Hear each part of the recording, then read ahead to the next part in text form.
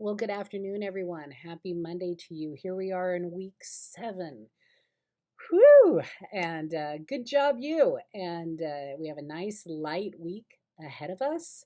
And that's got to feel good because you had a very busy week last week. I just finished grading all of the discussion boards and giving feedback and commentary related to that. And I'll be grading the arts and movement projects over the course of this week. I'm looking forward to seeing them all. Always so exciting. And remember that besides reading your articles this week and watching your videos, you have 2 discussion board prompts. And the first one we're going to talk about in a second. But the second one is a non-graded posting your project to the discussion board so that we can all share and look at those and compliment each other and question each other. And, because we're not in the classroom together. So this is really the time to share with your cohort your thoughts, your feelings, and enjoy their presentations and see if you might learn something new from them as well. So that's discussion board 2 this week. Discussion board 1, I've asked you to review the 16 habits of the mind and take one and be specific about how you would use this habit in your classroom.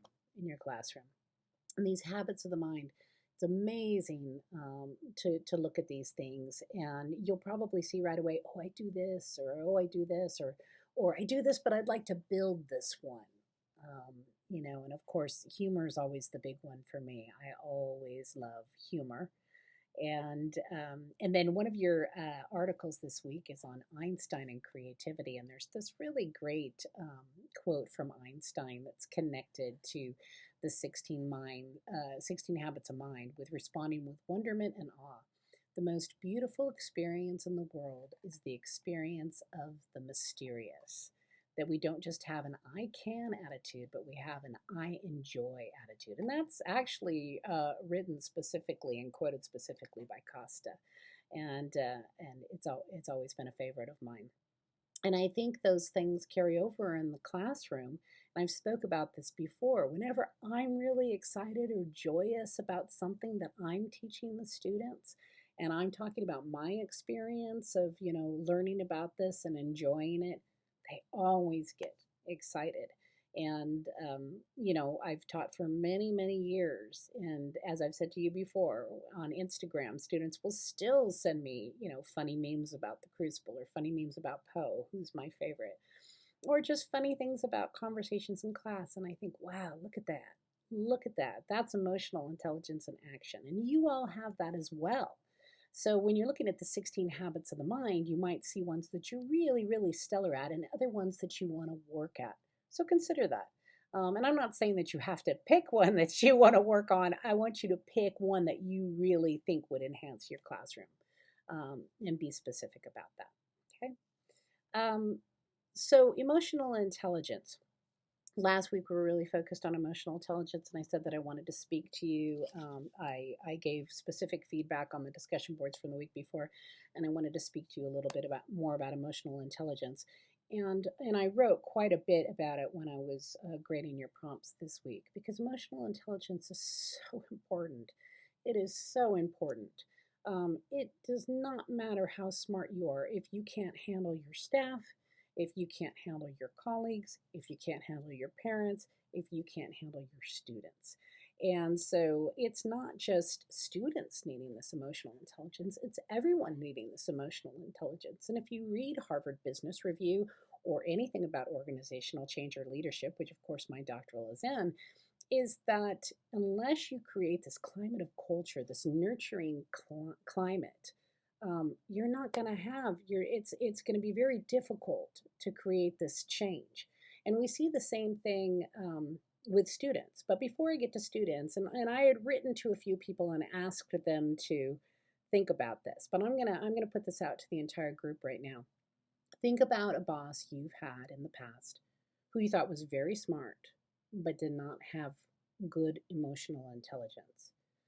And when you think about that person, I'm sure you immediately think of somebody, they tend to be reactionary, they tend to be punitive, they tend to struggle with communication, they might micromanage, and becomes very uncomfortable to work for that boss. Oftentimes, in a business setting or an educational setting, when we see things like that, we see morale drop.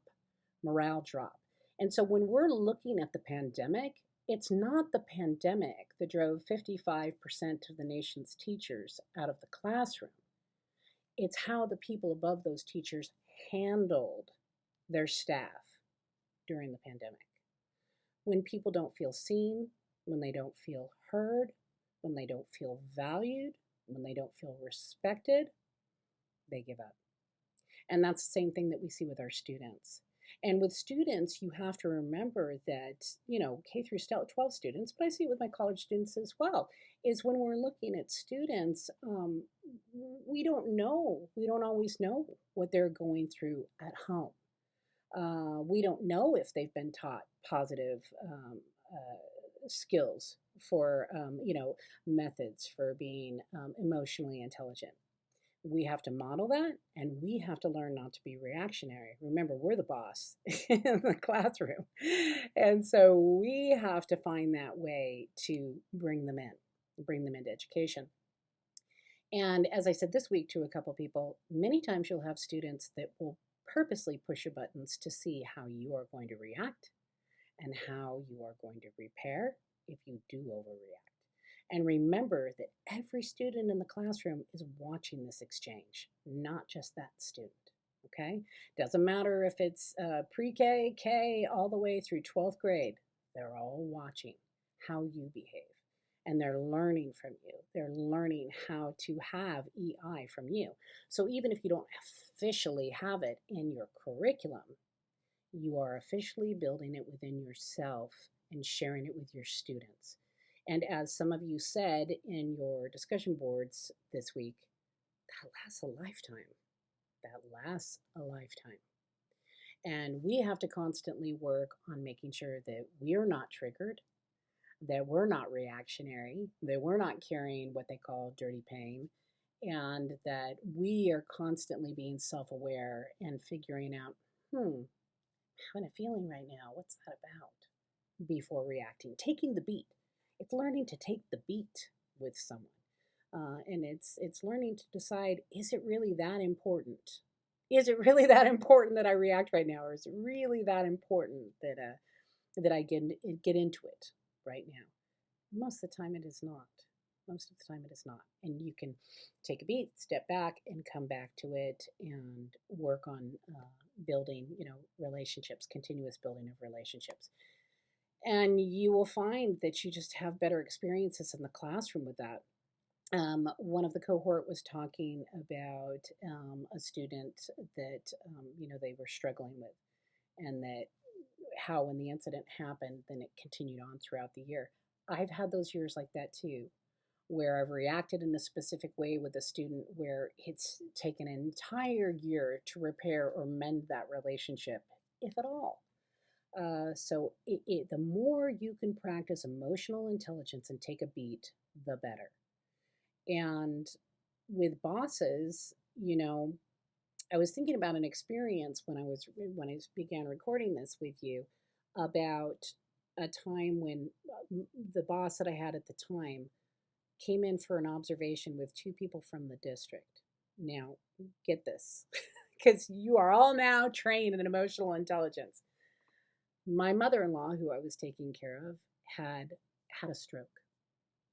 I had been out for a week at the hospital day and night with her, caring for her while my husband was out of town on business, trying to get back to us. I was then so overwhelmed that I slipped off the porch at my home and snapped my foot. Bad. So then I was out even longer and at the hospital. In das Boot, okay, in the big giant boot. And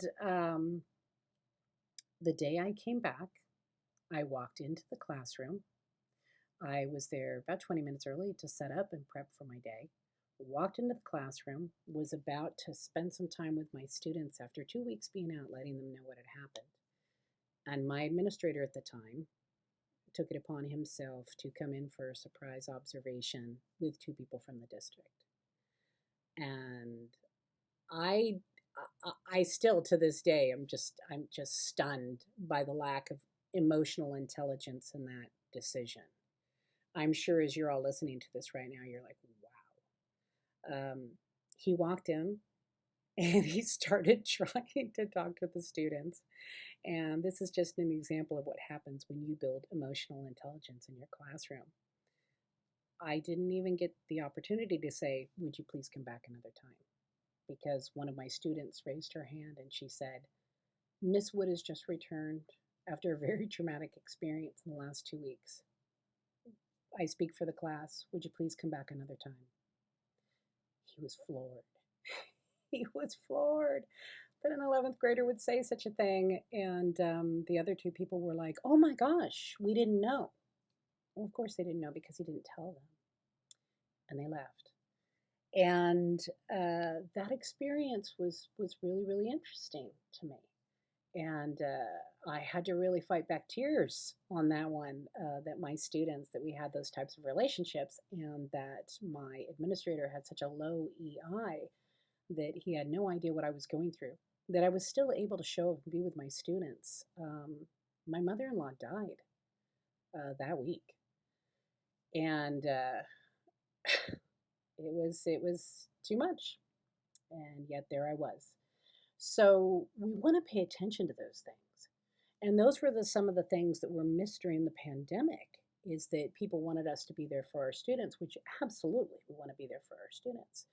But they were forgetting that people were dealing with losing people or not being able to go home and know that their elders they were caring for, that they could protect them from the virus before there was vaccination. Um, all sorts of things. And that's what we're seeing. We're seeing the fallout now nationally from this. And it's interesting when people keep talking about the money. Not that we shouldn't be paid more money. I'm always up for us being paid more money, but that's usually not why people get into teaching. People get into teaching because it's a calling, or it has been passed down from family members, uh, you know, through generations. So things to think about with EI as you move forward. And so, like I said, light week.